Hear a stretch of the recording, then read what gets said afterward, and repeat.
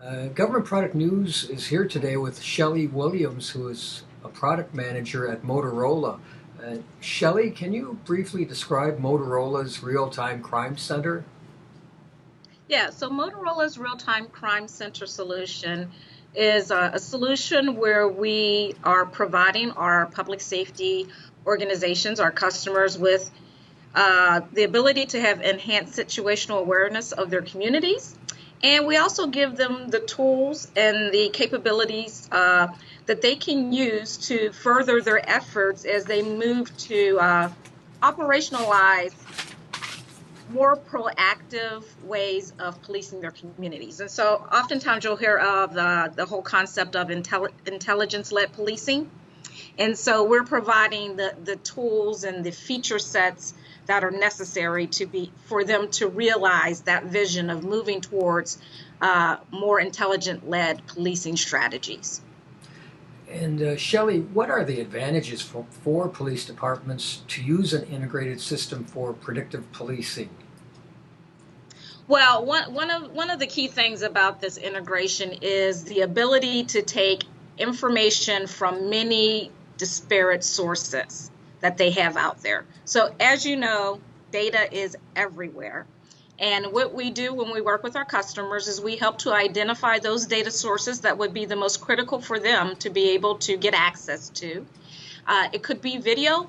It could be, databases that are state databases. It could be several local databases. It could be information from social media sites.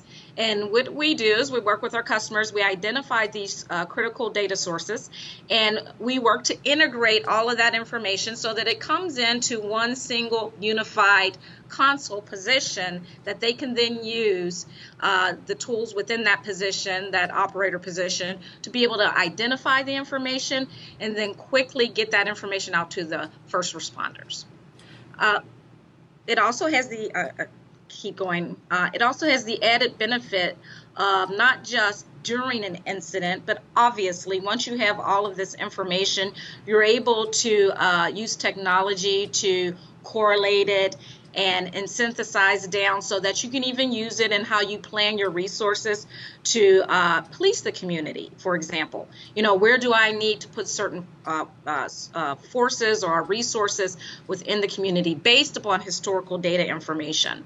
So it's not only during an incident, but it's pre-incident so that you can have better strategies to prevent crime from happening. And then finally, there's also the post-incident aspect of being able to identify information and use for investigative purposes as well as for, court purposes, evidence for court. Yes, Shelly, I was going to ask, can a surveillance camera network hook into this real-time crime center from Motorola? Oh, yes, absolutely. So, and that should be plural, meaning several different camera systems. And so one of the things that we often run into is that our customer will have their set of cameras that they have out in the community. They will have key business partners within the community that have their sets of cameras. You'll have school districts that have their sets of cameras. A mall might have a totally separate set of cameras. You have Department of Transportation. The list goes on and on. There are many different video surveillance networks out there.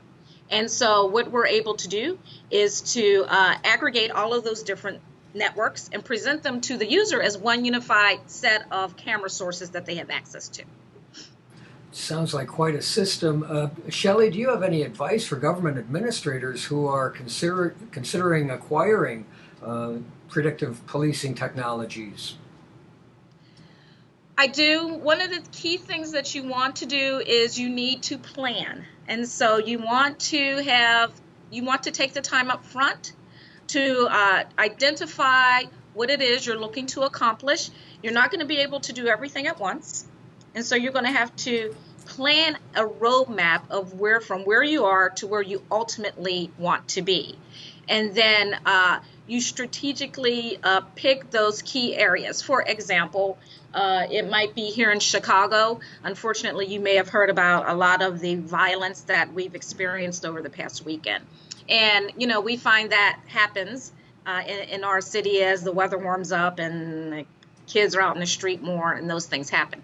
So right now, if they were looking to enhance their intelligence, they may want to focus on those types of problems. And so every customer is going to have in their community a different set of problems.